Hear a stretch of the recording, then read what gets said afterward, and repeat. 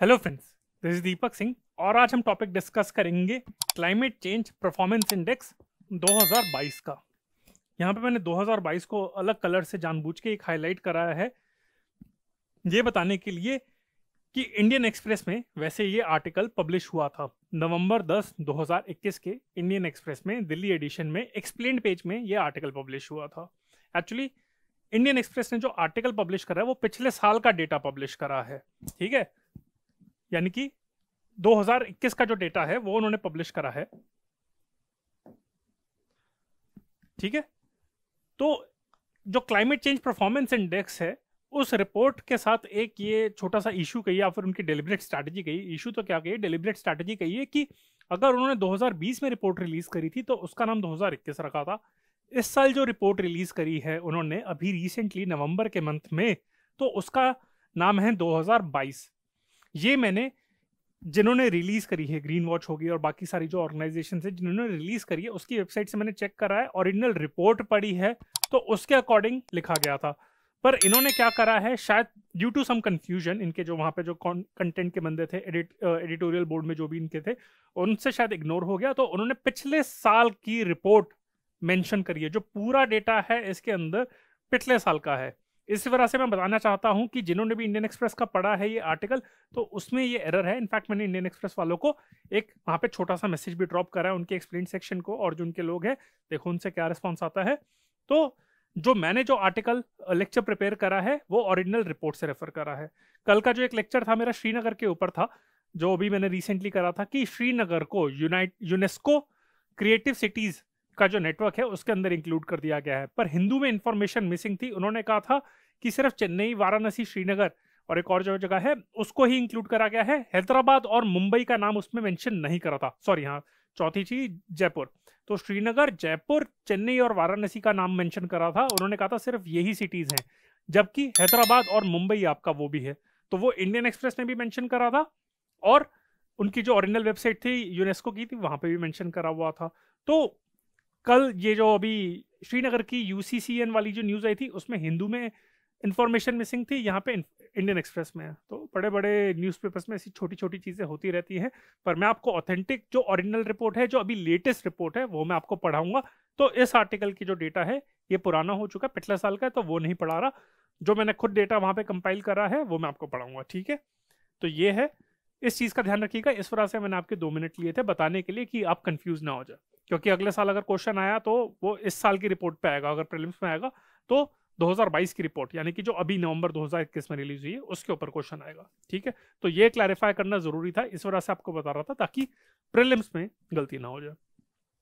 तो again will be covering in a 3C approach, comprehensive, concise and contemporary. तो comprehensive way में मैं आपको समझा देता हूँ कि पहले तो रिपोर्ट है क्या उसके बारे में बता देता हूँ, ठीक है। तो या फिर एक काम करते हैं, पहले लेक्चर स्टार्ट करने से पहले कुछ एमसीक्यूज पूछ लेता हूं मैं आपसे, जो मैं हमेशा पूछता हूं। अगर मेरा एक एमसीक्यू अगर आपसे बनता है कि when was the report first published, in which year, अगर मैं आप ऑप्शन दूं 2005, 2010, 2015 और 2020, when was the report first published, तो करेक्ट आंसर इसका 2005 का। और एक कब पब्लिश करी गई थी, corp 11, conference of parties 11th, जो उसकी 11th meeting of conference of party to UNFCCC, जो भी कॉप 26 चल रहा है। तो इसी तरीके से 2005 में कॉप 11 हुआ था टू UNFCCC एट मॉन्ट्रियल। तो ये भी इंपॉर्टेंट है, ये पूछ सकते हैं कि कौन सी समिट पे इस रिपोर्ट को पहली बार पब्लिश करा गया था। तो ये इस पे बन है 2005 में कॉप 11 एट मॉन्ट्रियल, ठीक है। फिर एक अलग स्टेटमेंट बन सकती है कि अगर हम इसकी मेथोडोलॉजी भी पढ़ेंगे, अभी इंफोग्राफिक बड़ा प्यारा सा मैंने उसमें इंक्लूड करा है, तो उसमें अगर एक क्वेश्चन बन सकता है कि it covers all the greenhouse gases. The methodology, the indicators covers all the greenhouse gases, true or false? तो करेक्ट आंसर है yes. ग्रीनहाउस, सारी ग्रीनहाउस गैस एमिशन कवर करता है नहीं, ट्रू और फॉल्स? तो करेक्ट आंसर है yes, it covers, the methodology covers all the greenhouse gas emission. ये पहले कुछ लिमिटेड थे, सिर्फ डिफॉरेस्टेशन से जो ग्रीनहाउस गैस एमिशन होता था उसको इंक्लूड करा जाता था, फिर ऑल लिमिटेड था। अब उसके बाद सारी गैस ग्रीनहाउस एमिशन कवर करता है। फिर इसमें पूछे जा सकते हैं कि व्हाट आर द 4 कैटेगरीज, इसमें 14 इंडिकेटर्स है आई थिंक, और उसको 4 कैटेगरीज के अंदर, कितनी कैटेगरीज के अंदर डिस्ट्रीब्यूट करा गया, तो वो 4 है, इस पे बन सकता है। और ये 4 के नाम भी पूछ सकते हैं कि इसमें से कौन सी कैटेगरी है, नहीं है, इस तरीके से भी बन सकता है। Again 4 options are there, 4 categories are there and 4 are the options generally in UPSC civil services prelims examination. तो हो सकता है इस पे पूछ लें। तो 4 कैटेगरी के नाम पूछ सकते हैं। उसमें हो गया ग्रीन हाउस गैस एमिशन, जो मैंने आपको बताया था वो, रिन्यूएबल एनर्जी, एनर्जी यूज और क्लाइमेट पॉलिसी, ये 4 आपकी कैटेगरीज हो गई। ठीक है, ये तो आपको पता चल गया। अब इसमें से मैं कहूँ कि इसकी वेटेज सबसे ज्यादा किसकी है, किसको सबसे ज्यादा वेटेज इस मेथोडोलॉजी में दी जाती है, तो उसका आंसर क्या होगा आपके हिसाब से? क्लाइमेट पॉलिसी, एनर्जी यूज और रिन्यूएबल एनर्जी आजकल बड़ा चल रहा है, बट करेक्ट आंसर है आपका ग्रीन हाउस गैस एमिशन, जिसको 40% वेटेज दी जाती है जिस कैटेगरी को, बाकी सब तीनों को इक्वली 20% दी जाती है। तो ये एक एमसीक्यू बन सकता है आपका। फिर एक अलग एमसीक्यू बन सकता है कि it is compiled by which organisation. For example if I say give you the option German Watch, New Climate Institute, Climate Action Network और all of the above.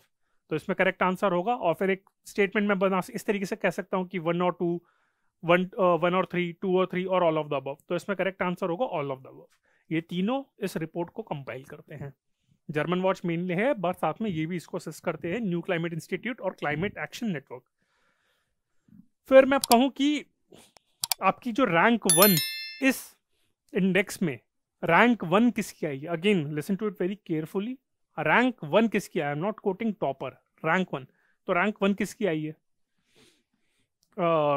Denmark, Sweden, UK, Morocco और none of the above. तो इसमें correct answer है none of the above. Reason ये है इसमें कि इसमें जो रैंक 1, रैंक 2, रैंक 3 किसी ने भी अचीव नहीं करी। जो टॉपर है उसकी आई है रैंक 4। ये सिंबॉलिकली ये इनको शो करना था कि कोई भी कंट्री ढंग से परफॉर्म नहीं कर रही, तो they don't deserve, even the Nordic countries, Scandinavian countries, they also don't deserve the top rank. जो टॉपर है उसकी रैंक चौथी आई है, वो इस तरह से क्योंकि किसी ने भी हाई कैटेगरी में परफॉर्म नहीं कर रहा है। ठीक है, तो ये है। बट हाईएस्ट रैंक किसकी आई है? अगेन जो 2021 में परफॉर्म, जो मैंने बताया था आपको कि 2021 में स्वीडन ने टॉप 4 उसकी रैंक आई थी, यानी कि वो जो टॉपर था, पर इस साल आई है डेनमार्क की, फॉलोड बाय स्वीडन। ठीक है, तो स्लाइड चेंज हुआ है। इसी वजह से मैं कहना चाहता था कि इस रिपोर्ट को, इस इंडियन एक्सप्रेस के आर्टिकल को, 2000 पिछले साल की रिपोर्ट है, रिडंडेंट हो चुकी है। लेटेस्ट रिपोर्ट के अकॉर्डिंग डेनमार्क ने टॉप करा है, मतलब आपका टॉप करा है, एंड उसकी जो रैंक भी आई है टॉप में, वो रैंक 4 आई है। और वर्स्ट केस अभी सबसे पुअर रैंक किसकी आई है? पिछले साल आई थिंक सऊदी अरेबिया की थी, पर इस साल आई है वर्स्ट रैंक, जो लास्ट रैंक आई है वो है कजाकिस्तान की। इंडिया की रैंक पिछले साल भी 10 थी, इस साल भी 10 है, तो ये कोई चेंज नहीं हुआ।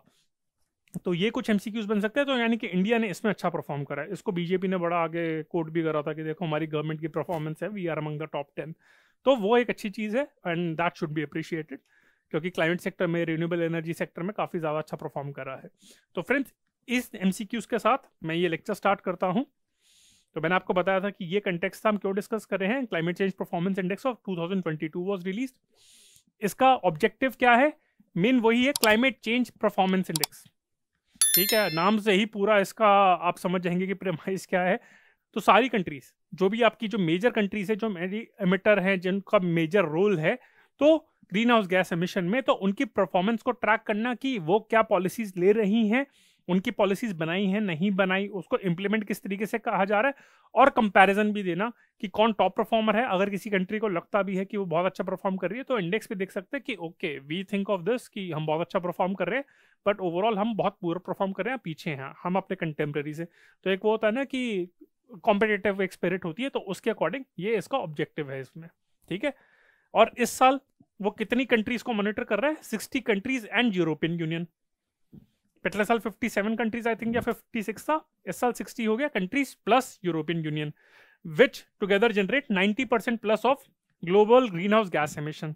तो इन जब कंट्रीज को टारगेट करा जाता है, कवर करा जाता है, तो उससे हम मैक्सिमम पूरा ऑलमोस्ट जो मेजर एमिटर्स है सबको हमने कवर कर लिया है।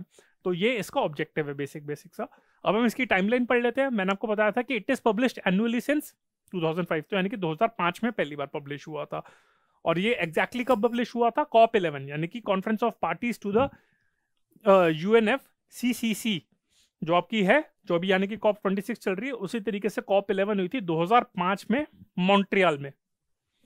तो वहां पे पहली बार इस इंडेक्स को पब्लिश करा गया था। So instead of asking about the year, they can do one more thing, they can ask about the summit, कि at which summit was this climate change performance index was first release. तो ये 2005 में release हुआ था, ये तो हमारा हो गया।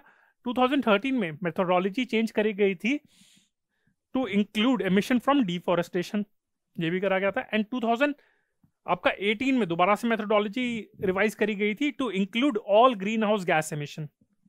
ये भी आपका यहीं पे मैंने आपसे एमसीक्यू पूछा था, whether it includes all green house gas emission और नॉट। So yes, in 2018 the methodology was revised. 2017 वगैरह में भी रिवाइज हुई थी, ये है।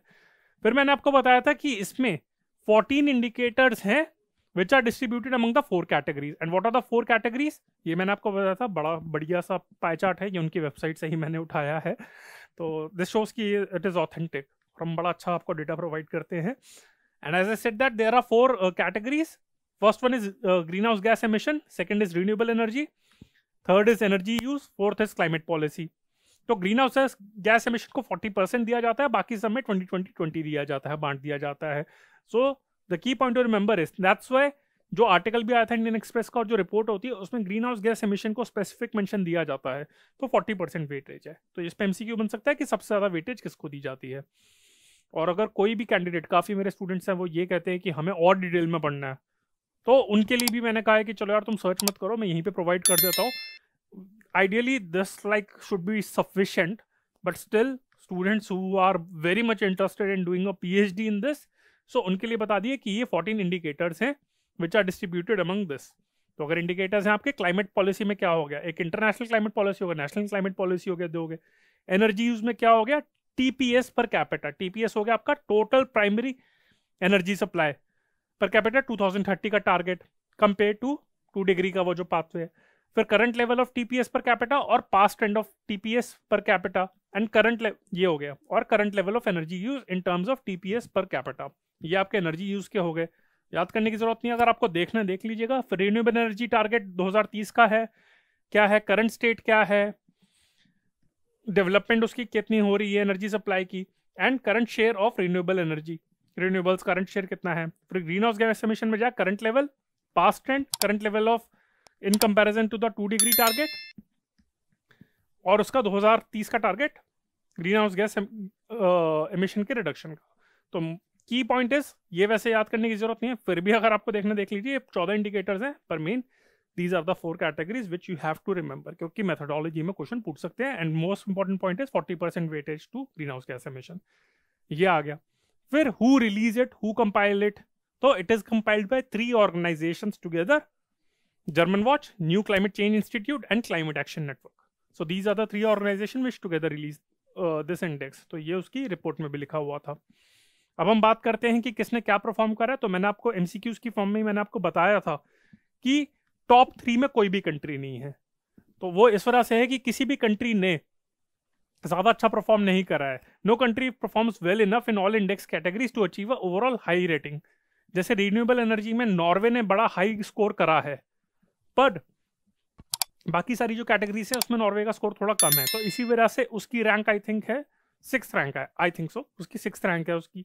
तो इसी वजह से टॉप 3 में कोई भी नहीं आया। ठीक है, तो जो 2 डिग्री का जो टारगेट है उसको अचीव करना, और जो 2030 तक के टारगेट है ग्रीन हाउस गैस एमिशन को जो कट करने के, उन टारगेट्स में भी पीछे चल रहे हैं। तो इसी वजह से टॉप 3 में कोई भी नहीं है। ठीक है, ये ध्यान इंपॉर्टेंट है। अब जो टॉपर है उसकी रैंक आई है 4th, और उसमें स्कैंडिनेवियन कंट्रीज लीड कर रही हैं along with Morocco and United kingdom. Morocco ने पिछले साल भी अच्छा परफॉर्म करा था और इस साल भी। तो ये पूछ सकते हैं कि टॉप परफॉर्मिंग कंट्रीज में कौन अच्छी है, तो मोरक्को एक अलग तरीके से लगता है कि चलो अफ्रीकन कंट्रीज है, ऑल्दो अच्छा परफॉर्म करती है ओवरऑल इंडिकेटर्स में, टूरिज्म के लिए भी काफी फेमस है।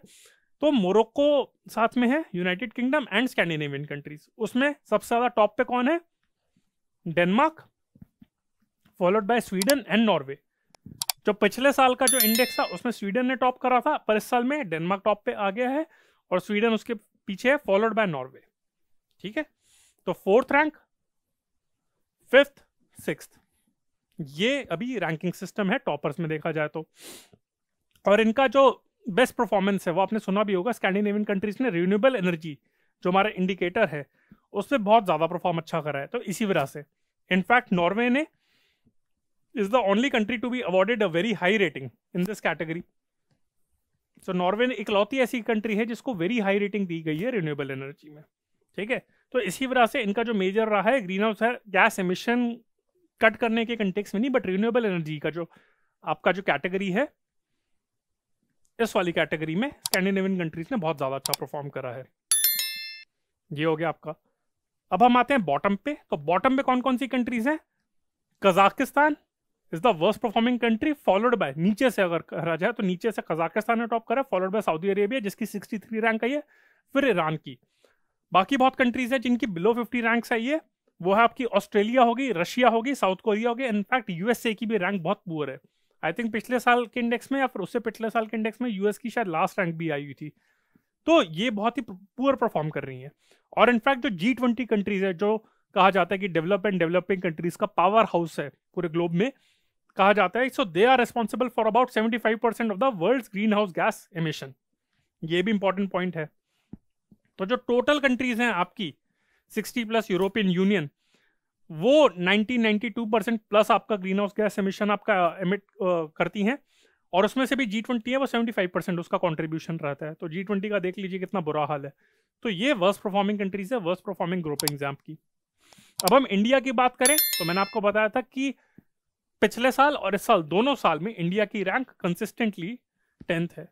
So this is a good thing. तो अगर एनवायरमेंटल डिप्लोमेसी के कंटेक्स में अगर क्वेश्चन आ जाए, फॉर एग्जांपल मैंने नेट जीरो के ऊपर टारगेट लिया था, इंडिया ने टारगेट्स अनाउंस करे थे, तो उसमें अगर क्वेश्चन आ जाए कि whether India should commit to net zero और नॉट, वैसे तो कमिट कर दिया, 2070 का टारगेट दिया गया है, पर साथ में इंडिया के डिफेंस में हम ये कह सकते हैं कि क्लाइमेट चेंज परफॉर्मेंस इंडेक्स पे इंडिया की रैंकिंग बहुत अच्छी है। सो द डेवलप्ड कंट्रीज, जो ग्लोबल नॉर्थ जिसे कहते हैं, so they are not in a position to comment on India's performance when already USA is performing very poor. तो यूके ठीक है, वो चलो बोल सकती है, कुछ स्कैंडिनेवियन कंट्रीज बोलती है, पर बाकी सारी जो कंट्रीज है वो ऑलरेडी बहुत पुअर परफॉर्म कर रही है यूरोपियन यूनियन की। तो पहले अपना घर देखो, उसके बाद इंडिया के परफॉर्मेंस पे करना। ऐसा नहीं है कि इंडिया को परफॉर्म और नहीं करना चाहिए, नेट जीरो को कमिट करना मतलब सही था गलत था एक अलग चीज है, but India according to this index is performing very well. किसी और इंडेक्स के अकॉर्डिंग अगर पुअर परफॉर्म कर रहा है तो वो एक अलग चीज है, वो भी अलग कोट कर सकते हैं। But to justify your point about the efforts put by India for climate change, तो आप इस इंडेक्स को कोट कर सकते हैं। तो जो मैंने आपको बताया था कि 4 इंडिकेटर्स मैंने आपको बताए थे, उसमें से इंडिया की परफॉर्मेंस किसमें अच्छी है? उसमें से इंडिया की परफॉर्मेंस हाई है इन ग्रीन हाउस गैस एमिशन को जो कर्व करने के लिए, एनर्जी यूज में और क्लाइमेट पॉलिसी में। एंड सरप्राइजिंगली इंडिया की जो परफॉर्मेंस थी या फिर जो रेटिंग है, that is medium in renewable energy. तो यानी कि in comparison to the rest of the indicators, India का रिन्यूएबल एनर्जी में एफर्ट कम है, in spite of putting so much efforts and giving so much publicity to this aspect. तो ये चीज ध्यान रखनी है। और G20 कंट्रीज में देखा जाए, this is like a very big thing, only EU, European Union as a bloc, along with UK and India rank among high performance. तो मैंने आपको बताया था कि स्कैंडिनेवियन कंट्रीज हो गई हैं आपकी, ये आपका हो गया डेनमार्क हो गया, स्वीडन हो गया, नॉर्वे हो गया, फिर उसके बाद मोरक्को और यूके हो गया, और उसके बाद देखा जाए तो फिर एक इंडिया हो गया। तो यूके ऑलरेडी है, EU अपना अलग से हो गया, और साथ में इंडिया। तो सिर्फ G20 में से यही 3 कंट्रीज हैं विच rank among the high performers. तो ये एक बहुत बड़ी चीज है। और ग्रीन हाउस गैस एमिशन के बारे में हमेशा स्पेशल वेटेज दी जाती है, क्योंकि 40% वेटेज भी है। तो उसमें क्या इसने रिपोर्ट ने कहा है कि कोविड पेंडेमिक की वजह से globally there was a drop of 5.4% drop in CO2 emission. ये आपका ड्रॉप विटनेस करा गया है। बट साथ में रिपोर्ट ने ये भी वार्न करा है कि ये हम कहते हैं ना कि बिल्कुल ही ट्रांसपोर्टेशन इंडस्ट्री सब खत्म ही हो गया, तो उस टाइम पे कुछ चल ही नहीं रहा था, तो एमिशन कैसे होगा? कि स्काई दिख रहा था लोगों को, नॉर्थ इंडिया में आपका माउंटेन दिख रहा था वहां पे, तो वहां पे हिमालयस दिख रहे थे। तो इस कंटेक्स्ट में कहा जाता है कि according to this report it did happen कि एमिशन कम हुए थे, पर साथ में ये भी कहा जा रहा है कि इसका रिबाउंड इफेक्ट काफी ज्यादा ये होगा, तो पिछले साल की जो भी कसर थी वो इस साल निकाल दी जाएगी। तो ये इस रिपोर्ट ने वार्न करा है। तो फ्रेंड्स, आई होप आपको ये लेक्चर पसंद आया हो। इसमें मैंने आपको क्लैरिटी दी कि इंडियन एक्सप्रेस के आर्टिकल के साथ क्या इशू थे, साथ में मैंने MCQs भी पूछे, और पूरा कॉम्प्रिहेंसिवली इस रिपोर्ट को मैंने आपको पढ़ाया। मेथोडोलॉजी हो, ऑर्गेनाइजेशन हो, रैंकिंग हो, पूरा एक्सप्लेन ढंग से करा है। आई होप आपको ये लेक्चर पसंद आया हो। अगर आपको लेक्चर पसंद आया है तो आप लाइक करिए इस वीडियो को, शेयर करिए, सब्सक्राइब करिए, अपने फ्रेंड्स के साथ भेजिए। और साथ में हम बहुत सारे सोशल मीडिया प्लेटफॉर्म्स पे भी अवेलेबल हैं। फेसबुक हो गया, इंस्टाग्राम हो गया, टेलीग्राम हो गया और यूट्यूब हो गया। ये हमारा कॉन्टैक्ट नंबर है। तो मुझे, दीपक सिंह को, और मेरे जो टीम मेंबर्स हैं, आप हमको कहीं पे भी कॉन्टैक्ट कर सकते हैं via all the social media platforms. And if you have any doubt then please feel free to comment in the YouTube, आपको वहां पे भी रिप्लाई कर दिया जाएगा। तो friends, this is Deepak Singh on behalf of AQ Bios। Bye, thank you.